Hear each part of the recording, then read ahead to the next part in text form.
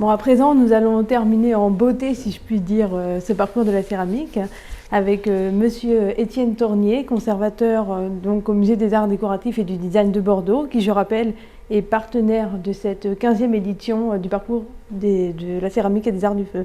Je vous remercie chaleureusement d'avoir fait le déplacement et nous vous écoutons pour cette conférence. Merci beaucoup. Merci. Je voulais remercier surtout tout le parcours de la céramique et Monsieur Béalu en particulier de nous avoir fait appel, nous, le Musée des Arts Décoratifs et du Design à Bordeaux. Je ne sais pas si c'est un musée que vous connaissez déjà. Je suis en charge, moi, des collections qui concernent plutôt collections modernes et contemporaines du 19e au 21e siècle. Donc je ne vais pas vous parler de porcelaine de Bordeaux 18e, ni de faïence stanifère de Bordeaux 18e. Je vais vous parler de la céramique d'art, de la faïence d'art, qui va de la fin du 19e siècle, des années 1870-80, jusqu'aux années 1930-40. Je vais vous montrer un peu moins de slides que la précédente. Je vais être moins généreux en tout cas en objets, mais je vais quand même essayer de vous montrer pas mal de choses. Pas mal de choses qui proviennent de nos collections surtout, et puis parfois de collections privées qu'on a eu la chance de montrer au musée. Ici, c'est un aperçu du couloir de la maison de Monsieur et Madame Darrigade, qui sont des grands collectionneurs de faïences des manufactures bordelaises, l'un Cerato, Johnston puis Vieillard, donc la grande aventure de la faïence fine à Bordeaux dont je vais vous parler. J'ai choisi aussi de vous parler de ce sujet, donc de rester centré sur Bordeaux, parce qu'on a une petite actualité en ce moment à Bordeaux, depuis un projet qui est en train d'arriver à sa fin et qui a commencé en 2015. Cette actualité, c'est celle de découvertes archéologiques qui ont été faites au moment de la construction de plusieurs immeubles dans le quartier de Bacalan. Donc, je ne sais pas si vous figurez à peu près Bordeaux, mais Bacalan est situé au nord de Bordeaux. C'était une zone industrielle au 19e siècle. Et ces 10 dernières années, c'est une zone qui a complètement été métamorphosée par la construction d'immeubles, de nombreux immeubles d'habitation. Et à l'occasion de ces grands travaux d'urbanisation, eh bien, on a découvert les poubelles de la manufacture Vieillard, tout simplement. Donc c'est de l'archéologie contemporaine, hein, c'était il y a 100 ans, hein, 120 ans. Et c'est vrai que c'est un cas de figure assez rare, parce que je pense que toutes ces poubelles, elles sont vraiment sous nos pieds, sous les immeubles, et on est rarement, généralement on trouve des morceaux de monuments, on trouve des cimetières, on trouve ce genre de choses qui datent plutôt de la période, des périodes médiévales ou des périodes plus anciennes. Et bien là ce sont tout simplement les poubelles de la manufacture. Et quelles poubelles puisque en fait cela rassemble, on n'a pu faire qu'un échantillon évidemment de ces poubelles, qu'une partie infime de ces poubelles ont pu être récupérées, mais partie infime quand même très importante, puisque comme vous voyez les chiffres, 10 400 fragments de biscuits, 14 400 fragments de faïence fine, donc vraiment un nombre faramineux. Une matière formidable pour le service d'archéologie préventive de Bordeaux Métropole, et qui a eu la belle initiative de lancer un projet de recherche avec le centre de recherche sur les archéomatériaux de l'Université Bordeaux-Montaigne. Ils ont eu un financement et puis sont venus s'associer à ce projet. Eh bien, nous, le Musée des Arts Décoratifs et du Design, le Musée Adrien Dubouché et l'Université de Limoges, l'Université de Toulouse, et puis d'autres UFR de l'Université de Bordeaux. Formidable projet qui a pu, donc, comme je vous le disais, avoir un financement et surtout financer une thèse de doctorat qui a été soutenue l'année dernière et qui a pu un peu renouveler la connaissance qu'on avait, en tout cas tout ce qu'on savait déjà sur la manufacture Vieillard malgré l'absence d'archives. En tout cas, éclairer d'un nouveau jour la production. On a rarement l'occasion de fouiller dans les poubelles d'une manufacture. Et croyez-moi, c'est très éclairant. On savait par exemple que la manufacture Vieillard produisait énormément de porcelaine. est connu pour sa faïence fine. Je vais vous montrer plein d'exemples. On savait par les archives et par le peu d'archives qu'on a et par les publicités qu'elle produisait énormément de porcelaine. On savait aussi par les rapports d'exposition universelle qu'elle produisait de la porcelaine. Or, on connaissait une dizaine de pièces tout au plus. Parce que ces pièces sont tout simplement pas marquées. Où le peu des pièces qu'on connaissait étaient marquées, mais la grande majorité de celles qui ont été produites n'étaient pas marquées, étaient faites pour l'exportation ou faites pour des hôtels, des restaurants, et donc c'est vraiment de la porcelaine épaisse qui n'avait rien à voir avec la faïence fine. Et donc là, on a pu voir dans les poubelles qu'effectivement, ça représentait une part immense de la production. Et voilà, d'un coup, on n'appelle plus cette manufacture une manufacture de faïence fine, mais on relativise et on réévalue ce qu'on savait de cette manufacture. Donc là, je vous montre juste un échantillon de ce qui a été trouvé, qui est très varié. Donc là, vraiment du matériel de cuisson, et puis voilà, des pièces, vraiment des pièces très diverses, des pièces non glacurées, des pièces glacurées, des pièces qui datent des années 1870-80, des pièces plus anciennes. Et par couche, en fait, par stratigraphie, on a pu aussi dater plus précisément et savoir quelle marque était associée à quelle époque, à 5 ou 10 ans près, quoi. Donc vraiment un projet très, très éclairant et qui a donné lieu à 2 journées d'études qui se sont tenues début juin et qui vont déboucher sur une publication au PUF de Limoges en fin d'année. Donc on est vraiment très content de ce projet et ça va vraiment venir compléter tous les écrits, toutes les publications qu'il y a déjà eu sur cette manufacture, notamment les publications de Jacqueline Dupaquier.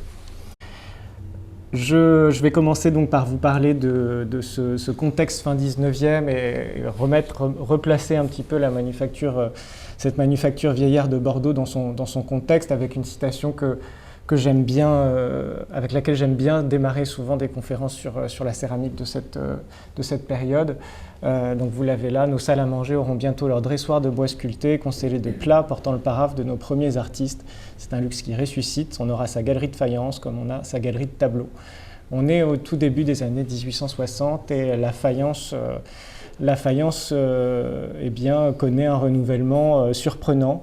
La faïence avait été quand même largement abandonnée à la fin du XVIIIe siècle, la faïence stannifère, et des artistes, des artisans dans les années 1850-60, en retrouvant tout ce passé faïencier, en s'intéressant aussi à des petits centres faïenciers, je pense, enfin plus ou moins petits centres faïnciers, eh bien, redécouvrent toute cette histoire et sont fascinés par cette histoire qui va de Palissy jusqu'à la fin du XVIIIe siècle.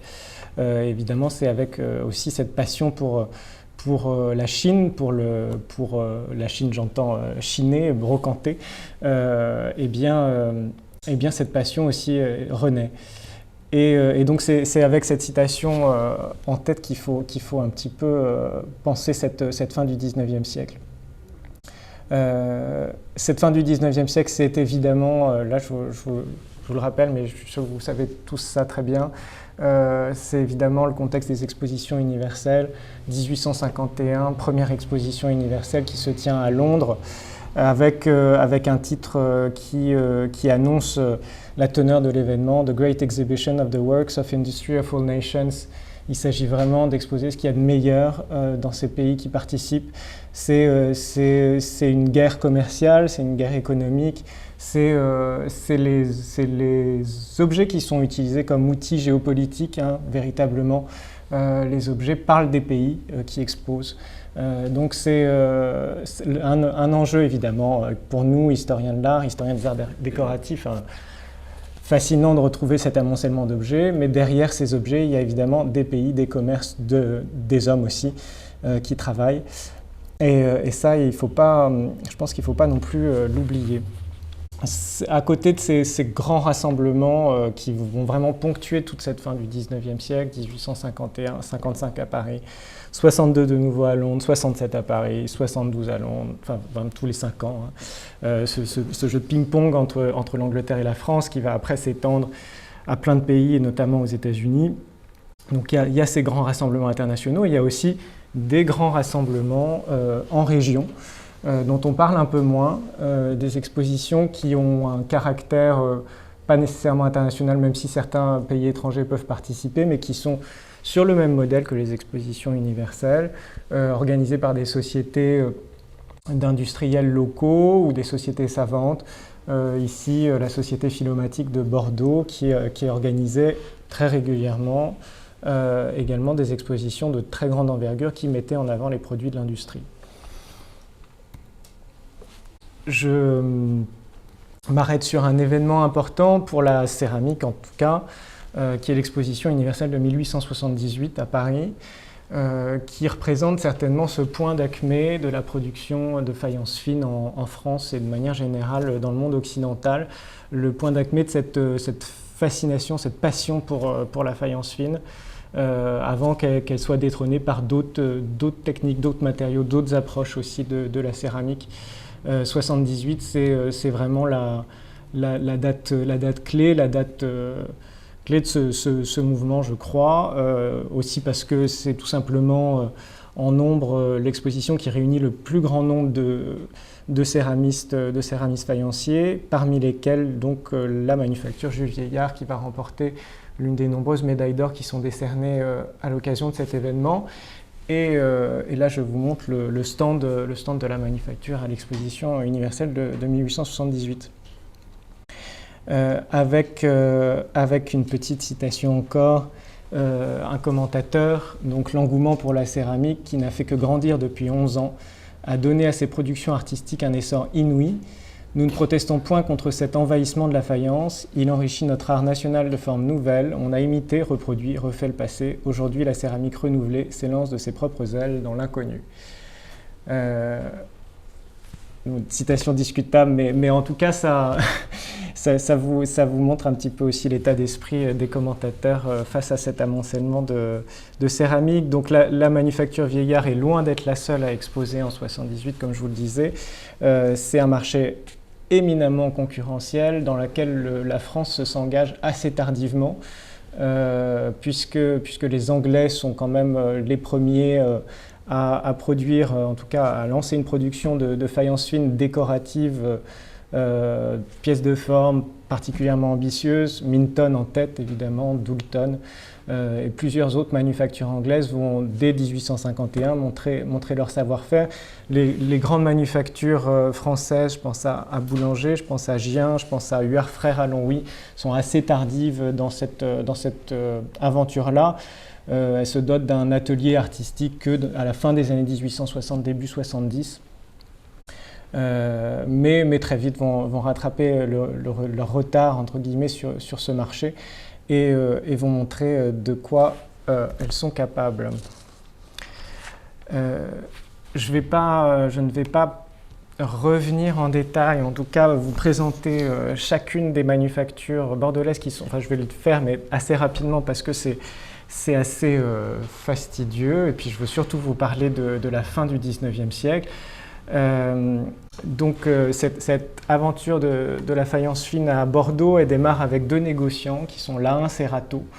L'Ahin Cerato installe une première petite fabrique à Bacalan et ils bénéficient à ce moment-là de l'aide d'un céramiste qui a fait ses armes en Angleterre et à Sèvres avant de redescendre, parce qu'il est originaire d'Agen, avant de redescendre dans le sud-ouest. Il s'agit de Pierre-Honoré de Boudon de Saint-Amand, que vous connaissez peut-être, dont vous avez peut-être déjà entendu parler.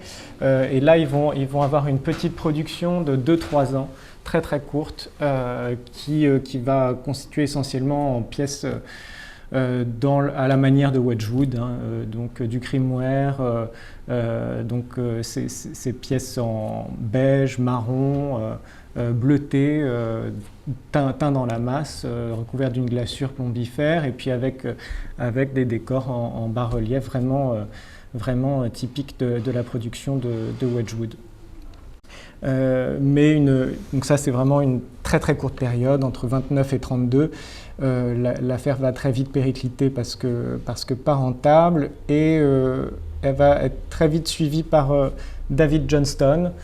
David Johnston qui était maire de Bordeaux également, un cas de figure assez intéressant et qu'on retrouve à mon avis pas mal. Ces patrons d'industrie qui ont aussi des fonctions politiques, administratives dans lesquelles ils sont. David Johnston, lui, investit donc un ancien moulin de Bacalan, exactement à l'emplacement que je vous montre ici avec ce rectangle jaune. Donc là, on est dans Bordeaux, hein, on est au cœur de Bordeaux. Vous avez je ne sais pas si j'ai un... Hop, je vais me lever un peu. Vous avez le pont de Pierre ici, la flèche Saint-Michel ici, ici la cathédrale. Donc vraiment, là est le cœur de Bordeaux et ici vraiment plus l'activité portuaire et industrielle. Donc il investit ce quartier-là et entreprend des travaux importants et décide de lancer une manufacture de faïence fine. Donc là, on est au début des années 1800, on est en 33-35 par là. Quelques années plus tard, en 1939, il recrute Jules Vieillard. Donc c'est lui qui recrute, c'est David Johnston qui recrute Jules Vieillard. David Johnston a besoin d'aide, hein, tout simplement. D'aide à la fois comme gestionnaire et comme technicien. Les capacités de David Johnston sont à ce niveau-là, ne répondent pas tout à fait aux attentes de la gestion d'une manufacture de cette ampleur. Et Jules Vieillard convient parfaitement. Il faut dire que donc, Jules Vieillard est assez jeune et il a beaucoup d'expérience déjà. Il est né à Paris en 1813 et il n'a que 27 ans en fait, quand il rejoint la manufacture. Mais il a déjà été formé comme gestionnaire et technicien de la céramique et baigne un petit peu dans ce milieu-là, puisque son oncle, par alliance, était le directeur de la principale manufacture de porcelaine de Chantilly. Jules Vieillard apporte non seulement une rigueur vis-à-vis de la comptabilité, mais introduit aussi de nouveaux procédés moins coûteux et plus rentables. La manufacture donc, participe pleinement à l'essor économique du quartier de Bacalan et emploie d'ailleurs des familles entières, y compris les enfants. Donc là, on est aussi à une époque particulière. Les déficits, cependant, ne cessent de croître et donc il ne parvient pas tout à fait à redresser la barre et à faire de cette affaire une affaire rentable. Et la société, en tout cas la première société de David Johnston, est liquidée en 1944. Et donc l'année suivante, c'était un cas de figure assez particulier, ce sont les actionnaires qui proposent à Jules Vieillard de constituer lui une nouvelle société. Donc les actionnaires ont vu dans Jules Vieillard un bon potentiel pour reprendre le paquebot. Je dis paquebot parce que c'est vrai que c'est quand même assez impressionnant, assez vertigineux. Donc là, vous avez des vues de la manufacture avec ces grandes cheminées et ces très grands bâtiments, ces très grands entrepôts. Là, on est dans les années 1870-80, mais la manufacture ressemblait à peu près, peu ou prou à cela dans les années 1850. Donc là, la manufacture sous Jules Vieillard va connaître le succès qu'on lui connaît, un succès qui va aller de façon croissante, y compris après le décès de Jules Vieillard. Jules Vieillard décède en 69. Il n'est pas très âgé, effectivement, quand il décède. Ça, c'est le cas de aussi pas mal de personnes qui travaillent dans la céramique à ce moment-là. On peut imaginer avec tout ce que ça implique en manipulation de produits chimiques de toutes sortes et toutes les vapeurs que peut générer cette production. Donc Jules Vieillard décède en 69. Albert et Charles, ses deux fils, il a eu deux filles et deux fils, ces deux fils prennent la relève en 69 et ils vont bien participer à vraiment cet épanouissement gigantesque de la manufacture dans les années 70-80. Et c'est surtout de cette période que je vais vous parler là, en vous montrant quelques pièces. Ils vont mourir en 93 et en 95, et leur décès va aussi correspondre avec un essoufflement artistique de la manufacture.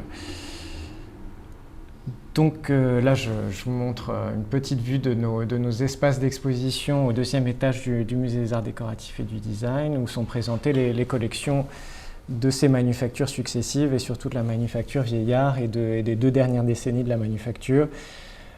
Albert et Charles, comme je vous disais, héritent de la manufacture, et cette manufacture, il s'agit quand même de la 3e plus grande manufacture française de céramique après Sarreguemines et Creil-et-Montreux. En 1878, la manufacture emploie 1200 ouvriers. C'est le principal employeur de la ville, donc un rôle incontournable économique pour la ville. Et c'est sur cette base solide, cette base qui a été construite par Jules Vieillard, que les deux frères vont mettre au point des nouveaux décors, des nouvelles techniques, des nouvelles formes, et vont pleinement participer à cette émulation autour de la faïence fine au niveau national et international. Les faïences qui sortent des fours de la fabrique sont vraiment représentatives de l'éclectisme à la mode dans les années, déjà sous le Second Empire, puis sous les premières années de la Troisième République. Donc là, vous pouvez déjà ressentir, avoir une sensation de cet éclectisme tout de même. Ici, avec les services qui vont faire vraiment la renommée de la manufacture, des services à décor japonais, à décor dit chinois, et y compris en matière de revêtements muraux. Là, je vous montre un très bel exemple que nous avons la chance d'avoir conservé à Bordeaux. Il s'agit du café-restaurant La Belle Époque qui a conservé son décor d'origine, donc là dans un goût pleinement néo-renaissance. Toujours dans ce goût historiciste, grand plat qui représente très joliment, si ce n'est pas kitsch, la Joconde.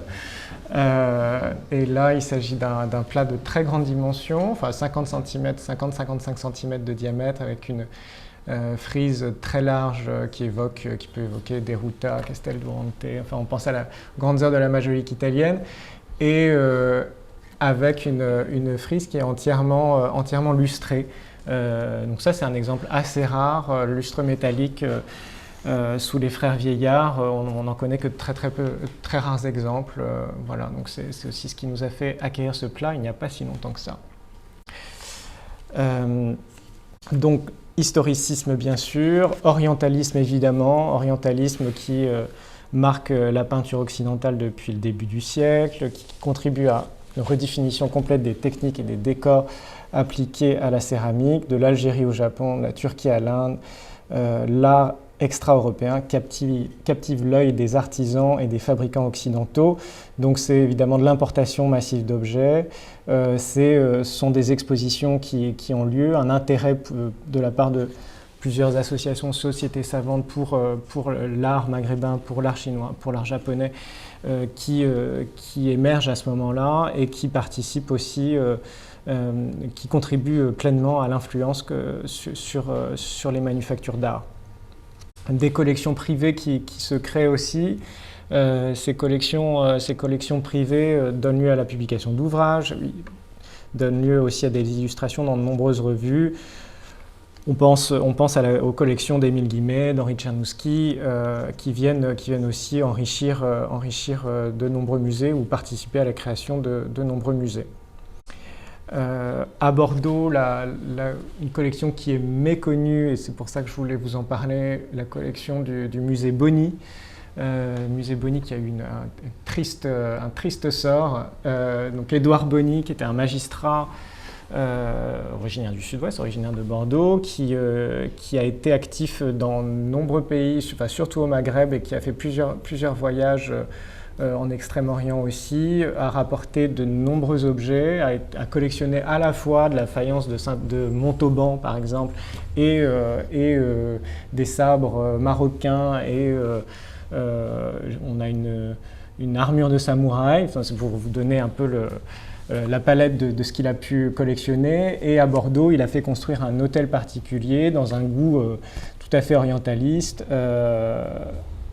donc un hôtel particulier pour abriter sa collection. Et il a donné la totalité de sa collection et l'hôtel particulier à la ville en 1895 pour en faire un musée, le musée Bonny, qui a été visitable jusque dans les années 50 et qui ensuite a servi d'entrepôt un peu pour tous les musées de la ville. Et le musée a fermé. Et les collections ont été redispatchées entre les musées de la ville, dont le musée des arts décoratifs et du design, et surtout l'hôtel particulier a été détruit. Comme beaucoup d'exemples architecturaux orientalistes 19e, a subi un triste sort dans les années 1970, si je ne m'abuse, si ce n'est pas plus tard. Je pense que c'est 1970. Donc il y a la rue Bonny, qui est à l'emplacement de l'hôtel particulier, mais il n'y a plus l'hôtel particulier. Tout ça pour vous dire que ce musée Bonny, cette collection Bonny a dû avoir une influence importante sur les artisans à Bordeaux à ce moment-là, puisque même avant la création du musée Bonny en 1895, Édouard Bonny avait à cœur de montrer sa collection. Donc nul doute que les frères Vieillard ont pu voir cette collection. L'orientalisme, bien sûr aussi à travers des exemples magistraux présentés à l'occasion de l'exposition universelle de 1878. Nous avons la chance d'avoir 2 pièces monumentales de cette période, et précisément de 1878. Donc cette fontaine murale qui mesure 2,40 m de haut sur 1 mètre de large, une fontaine d'applique qui était décrite comme l'élément vraiment la plus... vous le voyez, en fait, j'ai mis cette citation. Par son harmonie de ton, son goût oriental, la perfection de ses détails, aussi bien que par le prix auquel elle est estimée, 10 000 francs, elle mérite d'orner le sérail d'un chat ou le boudoir magnifique d'une sultane favorite. Donc là, évidemment, ça émoustille l'imagination des critiques et des visiteurs de l'exposition. Donc c'est vraiment un très très beau morceau qu'on a la chance d'avoir au musée. Et le musée va rentrer dans une période de rénovation de 3 ans, à partir de janvier, là. Et nous allons en profiter pour restaurer cette fontaine qui vous paraît peut-être en très très bon état, mais il y a de nombreux détails qui font qu'elle mériterait une restauration. Autre pièce monumentale que nous avons la chance d'avoir, qui doit mesurer près de 3 mètres, cette grande figure de femme africaine qui repose sur une vasque très grande également, puisqu'elle doit faire à peu près 1,10 m de large. C'est une pièce qui est en 4 morceaux, parce que vous imaginez la difficulté de la cuisson, et qui était présentée dans le palais du Champ de Mars, et vous la voyez ici, hein. Voilà. Donc voilà, vous voyez aussi les moyens mis à la disposition, les moyens investis plutôt par la manufacture Vieillard pour briller lors de ces événements et avoir une place de choix. Et donc ce sont des pièces qui n'ont pas été vendues lors de l'exposition de 1878 et qui sont restées dans le fond de la manufacture jusqu'en 1895, qui ont atterri dans le musée Bonny parce qu'on trouvait que ça faisait bien. Je vous la fais courte. En tout cas, on trouvait que c'était dans le même esprit, orientaliste. Donc la ville a choisi, au moment de la fermeture de la manufacture Vieillard, ces 2 pièces ont été données à la ville. La ville a choisi de les présenter dans le musée Bonny, et elles ont ensuite, à la fermeture du musée Bonny, elles ont ensuite rejoint nos collections. Orientalisme, donc plutôt côté Afrique dont je viens de vous parler, Afrique-Maghreb. Orientalisme aussi du côté du Japon, avec la vogue bien nommée du japonisme, qui explose évidemment en 1878. C'est l'apogée du japonisme, même si cette vogue va naître à peu près dans fin des années 1860 et va se poursuivre jusqu'au début du XXe siècle. Mais Vieillard va pleinement s'engouffrer dans cette mode-là, et va y participer, je dirais plutôt avec brio. Et là, vous avez un exemple d'une pendule qui malheureusement n'est pas dans nos collections, qui est dans les collections de Laurence et Jacques Darrigade, ainsi que le dessin que vous avez à côté. On a conservé, le fond d'art graphique de la manufacture a été complètement dispatché à la fermeture de la manufacture. Je pense qu'elle est passée dans plein de mains différentes, a été complètement dispersée.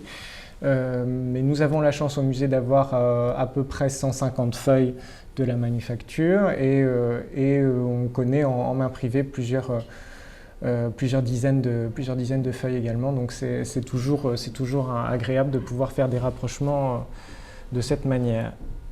Japonisme également visible visible partout, mais j'ai choisi de vous montrer 2 pages d'un catalogue de la manufacture dans lequel étaient présentés les produits. Donc là, vous voyez tout simplement 2 pages qui montrent comment ce japonisme a vraiment marqué à la fois les formes et les décors, jusqu'à la création de ce genre d'objets. Je pense que la manufacture vieillard est l'une des rares à avoir produit ce type d'objet. Il s'agit d'un aquarium, d'un petit aquarium gros comme ça, dans lequel on pouvait mettre un micro-poisson rouge, mais qui, voilà, une sorte de petit écrin, de petits reliquaires d'aquarium assez amusant. Je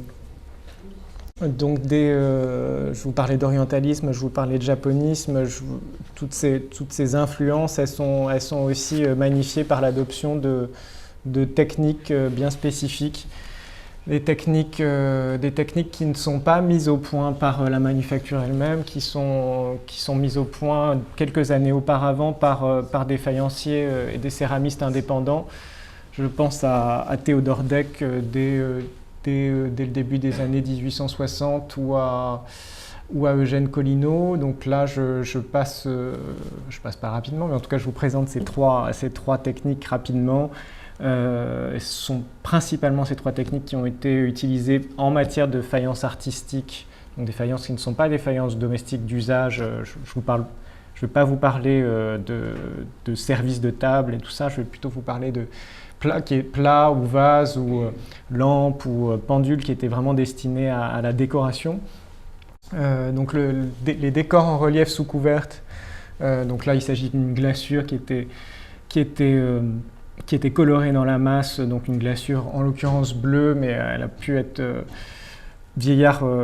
La manufacture vieillard a également produit des glaçures vertes, vert bronze, qui ont eu un grand succès. Donc là, ces décors en relief, il s'agit de mettre en évidence ce relief grâce à la glaçure. La glaçure vient se loger dans les interstices du relief et vient mettre en valeur en fait ce relief par jeu d'épaisseur de glaçure. Donc ça crée des surfaces plus ou moins foncées.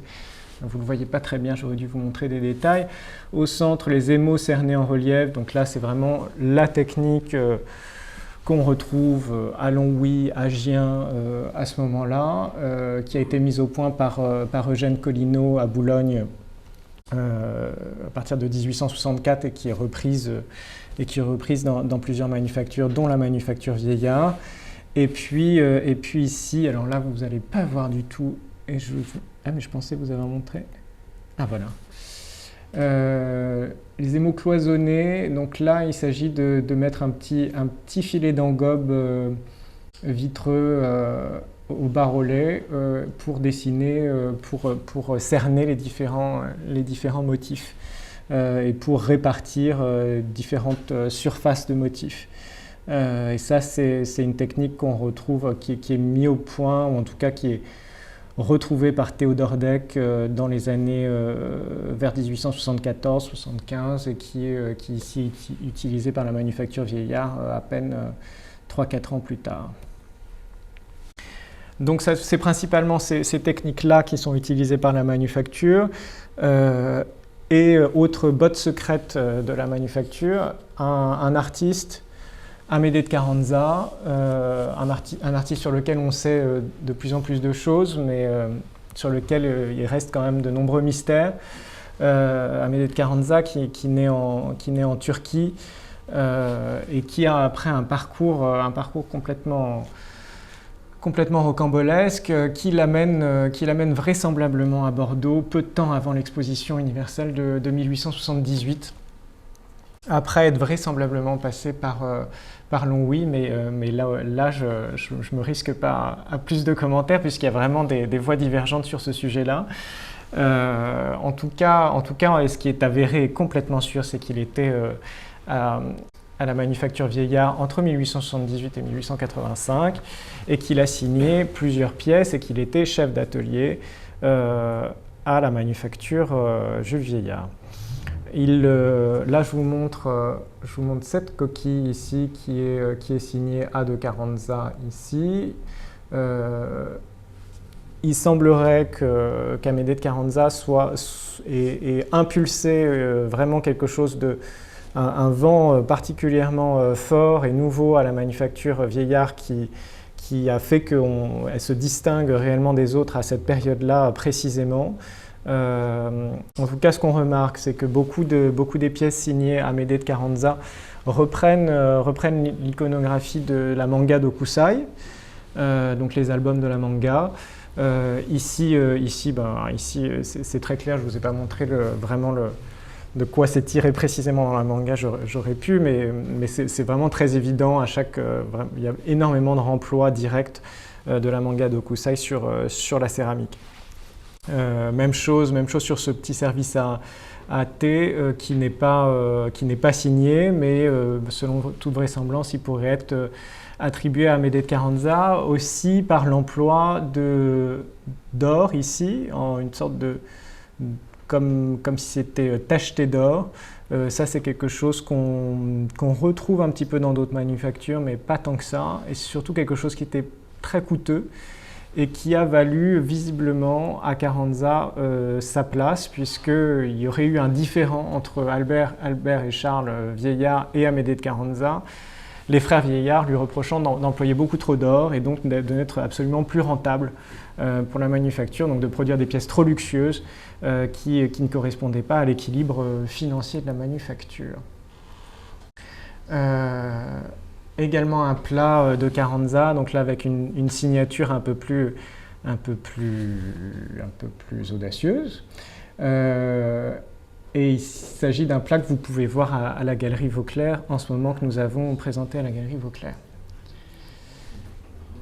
La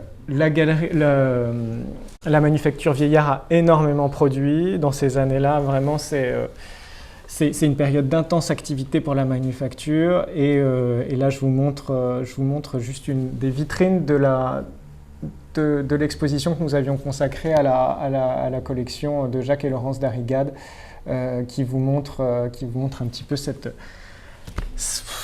production un peu folle, cet amoncellement ici de pendules, et jusqu'où formellement aussi la manufacture Vieillard a pu se lancer. Donc vous voyez ces pendules au chinois, décorés également au revers, ce manteau, alors qu'il est généralement certainement...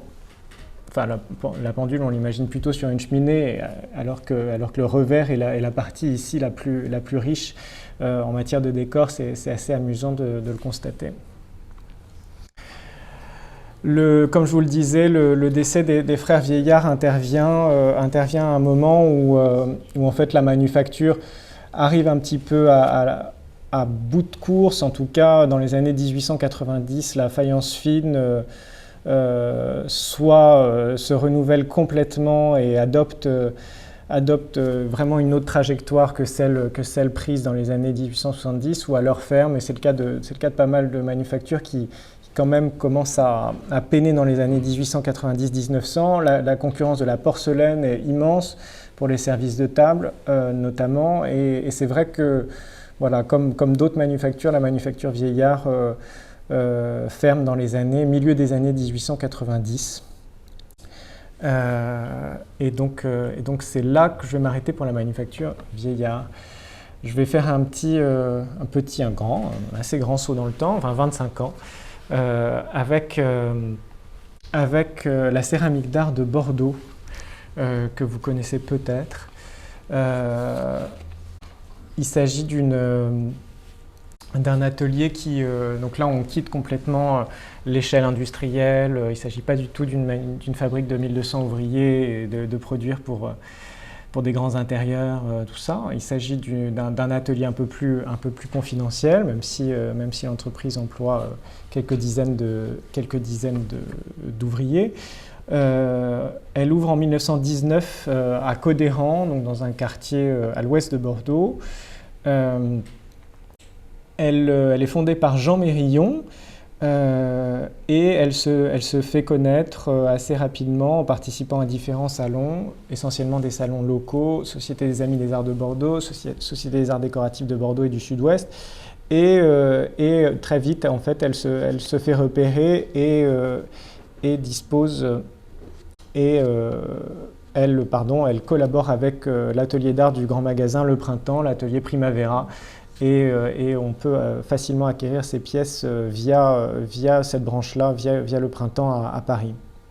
Il s'agit essentiellement de pièces recouvertes d'épaisses glaçures, donc des vases qui sont en grès ou en faïence, qui sont recouvertes de plusieurs glaçures qui viennent, donc des glaçures contrastées, qui viennent couler le long des vases. Donc là vous avez un bel exemple avec ce vase bien ventru qui fait environ 40-45 cm de haut et donc qui vient contraster le turquoise et le marron. Ici des effets un petit peu lustrés sur ce vase boule noir.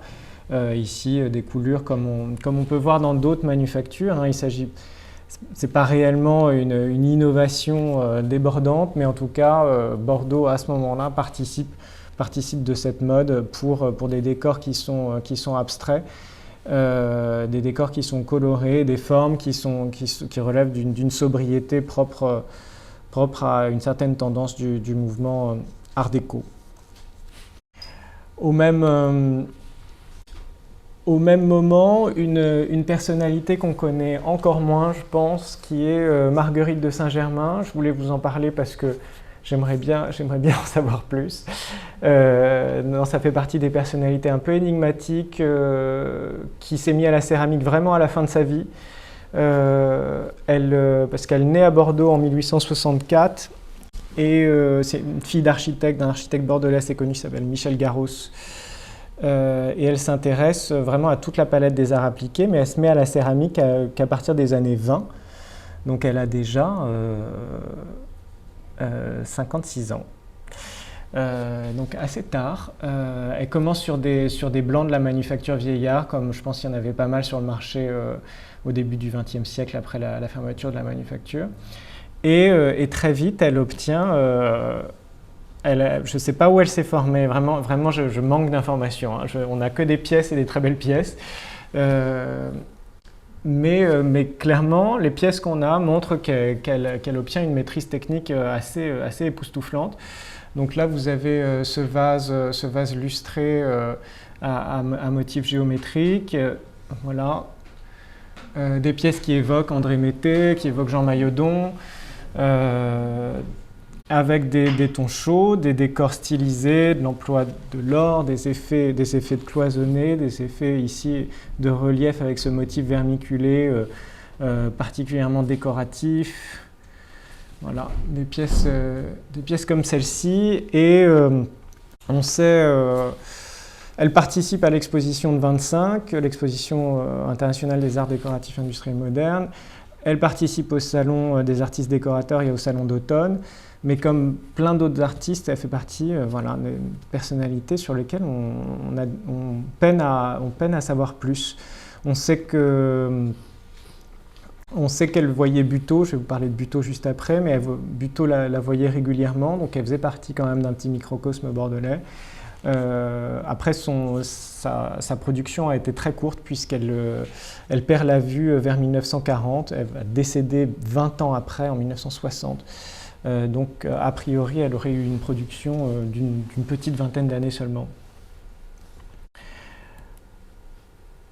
Je vais finir ma présentation en vous parlant de René Buteau. René Buteau, donc artiste, le grand céramiste bordelais, bordelais pourtant né à Saintes, il est charentais. René Buteau, mais il passera beaucoup plus de temps à Bordeaux qu'à Saintes. Je vous parle de René Buteau évidemment parce que c'est un artiste incontournable pour le Bordeaux du XXe siècle, mais aussi parce qu'on a une collection d'à peu près 70 pièces et c'est une collection qu'on a à cœur de mettre en valeur et aussi d'enrichir quand cela est possible. Buteau, il naît en 1886, il va avoir une très très longue carrière puisqu'il naît en 86, il meurt en 86, mais un siècle après. Ce qui est assez rare quand même pour sa génération. Il débute à l'École des Beaux-Arts de Bordeaux, puis il arrive aux Beaux-Arts de Paris en 1909. Il va rester 4 ans jusqu'en 1913 et il se lance dans la céramique. C'est assez rare aussi ce genre de parcours. Un parcours très Beaux-Arts, très académique. Et pourtant, c'est la céramique qui le botte, quoi, hein. C'est vraiment la céramique qui lui plaît. Donc, comme je vous le disais, il est à Paris entre 1909 et 1913 et il va se lancer dans la céramique dès la fin des années 10, juste après la guerre, puisqu'il va être mobilisé pendant la guerre. Et il expose ses premiers essais en 1918. Donc ces vases aux formes simples, au décor de femmes de motifs stylisés, rehaussés de tons sourds qui en fait très vite va le distinguer de tous ses homologues à ce moment-là qui exposent au salon. Il expose au Salon des artistes décorateurs dès 1920, donc vraiment au moment au tout début de sa carrière. Et son talent est très vite remarqué puisqu'il a cette capacité à appliquer des décors assez complexes sur toute la surface de la panse du vase et d'une façon très habile, très agile, ce qui peut paraître une évidence pour les porcelainiers de Sèvres ou les artistes peintres de Sèvres dans les années 1850, parce qu'il l'est nettement moins quand on travaille au début des années 20 sur de la faïence de grand feu comme le faisait René Buteau. Il est rapidement repéré, il devient conseiller technique à l'usine de l'atelier Primavera donc du printemps à côté de Tours et donc il va avoir très vite des responsabilités importantes pour Primavera.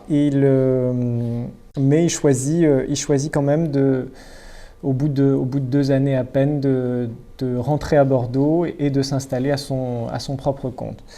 Là, je vous montre un des très beaux vases que nous avons au musée qui s'intitule « Souvenir de Florence ». Et puis, il y a une photo de René Buteau devant son four. Des photographies de Thérèse Bonnet, qui est vraiment cette photographe qui a photographié toute l'actualité artistique de cette période-là. Le fond de Thérèse Bonnet est vraiment très riche.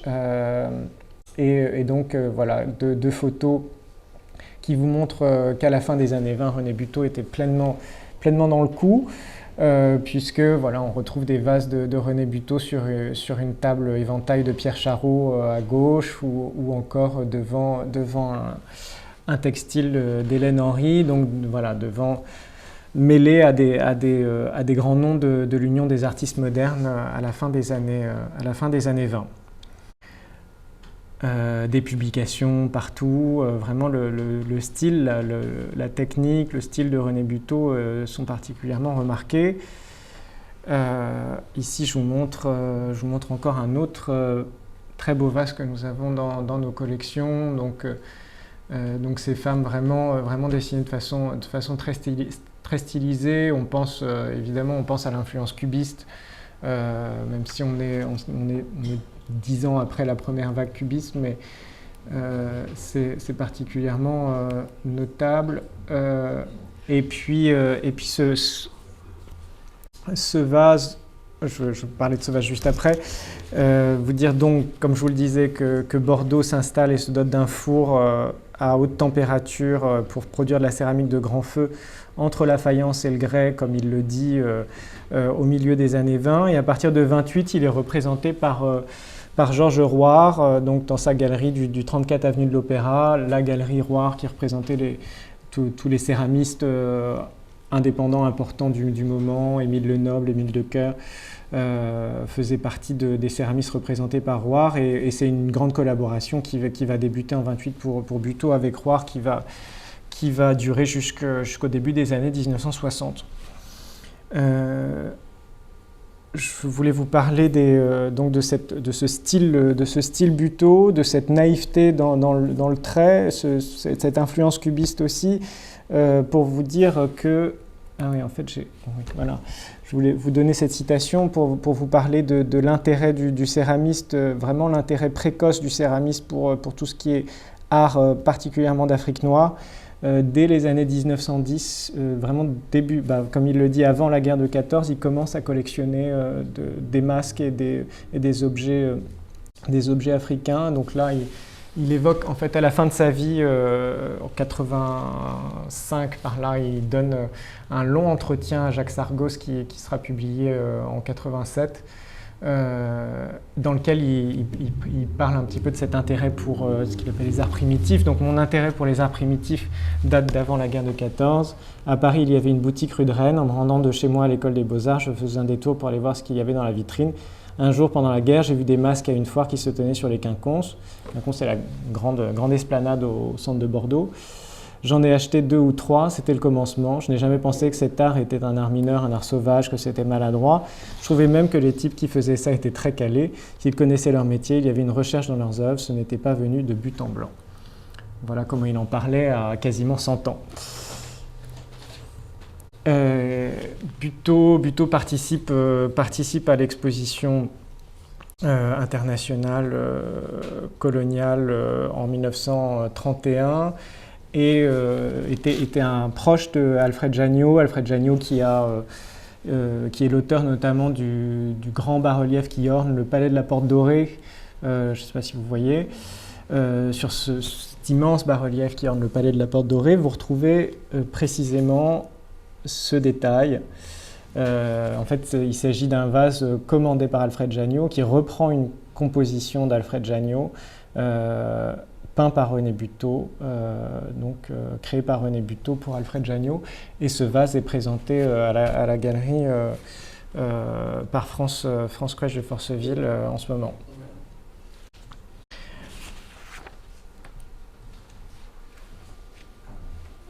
Vous parlez aussi, Buteau, il y a énormément de choses à montrer, je ne vais pas vous en parler des heures, je voulais surtout vous parler de son intérêt pour le fixé sous verre. Fixé sous verre, donc cette technique, donc je parle de verre, fixé sous verre, donc là il s'agit de peinture derrière le verre, peinture et d'aplat de feuilles de métal, généralement du palladium, de l'or, du cuivre également, qui est appliqué en couche derrière les carreaux de verre. Donc c'est une technique qui est très ancienne, mais qui suscite l'intérêt de René Buteau au début des années 30, mais pas seulement de René Buteau, Jean Dupas et d'autres. Enfin, Jean Dupas est très connu pour être l'auteur d'une grande composition pour le paquebot Normandie que vous pouvez admirer au Metropolitan Museum. Ce qui est drôle, c'est que Dupas et Buteau étaient ensemble à l'école des Beaux-Arts de Bordeaux et aux Beaux-Arts de Paris. Ils se connaissaient, mais sans savoir que l'un et l'autre faisaient la même chose à ce moment-là, visiblement. Enfin bon, ça c'est encore un autre sujet. En tout cas, Buteau a produit un peu plus d'une vingtaine de fixés sous verre. En tout cas, c'est ce qu'il dit à la fin de sa carrière. Des fixés sous verre qui reprennent l'iconographie qu'on peut retrouver sur ces vases. Donc ce néoclassicisme, parfois un petit peu ou largement maniéré d'ailleurs, que vous pouvez voir ici. Et puis là, nous avons fait l'acquisition il n'y a pas très longtemps grâce à un généreux donateur de ces 2 fixés sous verre, donc représentant figure de femme africaine en pied. Donc ça se retrouve assez souvent, pas nécessairement en pied, mais en tout cas cette représentation de profil d'une femme africaine, ça on retrouve beaucoup sur ces vases de la fin des années 20, début des années 30.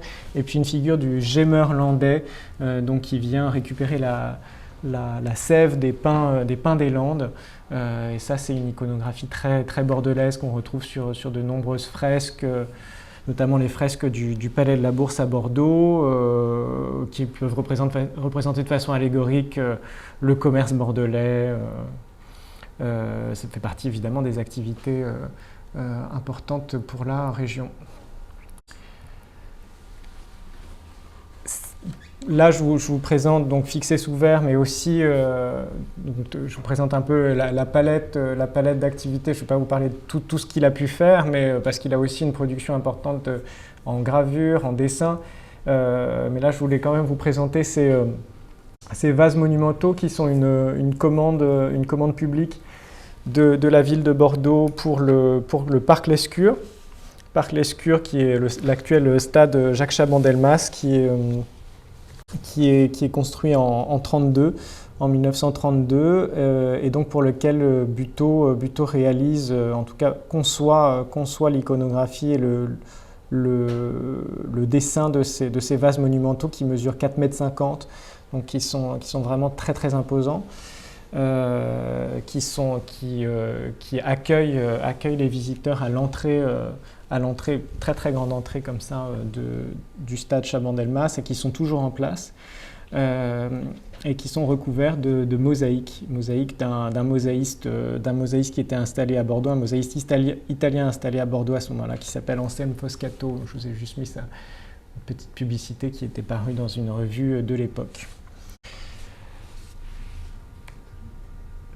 Finir cette présentation en vous parlant de céramistes qui ont effectué des commandes à Bordeaux, mais qui ne sont pas bordelais, mais qui ont pourtant marqué aussi cette effervescence bordelaise des années 1920-30. Là, deux commandes qui sont liées par leur fabricant, Gentil et Bourdet, la manufacture Gentil et Bourdet, qui était particulièrement connue pour produire ces décors de mosaïque, ici qu'on retrouve sur la façade du centre de tri postal à Bordeaux, qui est situé juste à côté de la gare. Si vous sortez de la gare, vous pouvez aller y faire un petit tour directement. En plus, le bâtiment vient juste d'être restauré, c'est particulièrement beau. Et ici, pour la salle de bain de l'hôtel d'Henri Frugès. Henri Frugès, qui est cet industriel qui a fait fortune dans le sucre et qui a commandé à Le Corbusier toute une cité ouvrière. Je ne sais pas si vous connaissez la cité ouvrière, la cité Frugès, qui est située à Pessac, vraiment juste à côté de Bordeaux. Donc c'est très amusant de voir que le même homme, Henri Frugès, a pu commander à Le Corbusier toute une série de maisons, et pour sa propre maison avoir une orientation complètement différente, loin d'être moderniste, qui est plutôt de l'ordre du décor et de la profusion. Donc là, en l'occurrence, pour sa salle de bain, mais tout le reste de son hôtel particulier est traité par la fine fleur des décorateurs de l'époque, donc Edgar Brandt pour la ferronnerie d'art, le laqueur Jean Dunant, les verriers Lalique de Corchemont, tabletier Clément Maire, donc vraiment ce qu'il y a de plus chic, entre guillemets, pour cette période-là en matière de décoration. Et donc tout cet ensemble, en tout cas l'hôtel Frugès est en main privée aujourd'hui, mais encore visitable lors des Journées du patrimoine. En tout cas, c'est encore un ensemble qui est existant. Voilà, je voulais finir complètement ma présentation en vous disant que, comme je l'ai commencé d'une certaine manière, parce que cette recherche sur la céramique à Bordeaux pendant cette période-là est toujours en cours et jamais finie, et on le voit avec des chantiers comme celui dont je vous ai parlé tout au début. On voit aussi que des fonds d'archives réapparaissent de temps en temps. Ici, on a eu la chance, je vais finir là-dessus, parce qu'on a eu la chance d'avoir un don il y a maintenant 6 ans de 12 dessins qui représentent tout le service du décor souris de la manufacture Vieillard, signé d'Eugène Millet. Donc on est enfin capable de mettre un nom derrière ce service, alors que voilà, c'est très difficile d'identifier les décorateurs pour une manufacture comme c'est la manufacture Vieillard. L'aide des marchands, l'aide du marché de l'art, l'aide des antiquaires pour découvrir des nouvelles pièces et justement dénicher ce genre de documents précieux est importante. Voilà. Merci.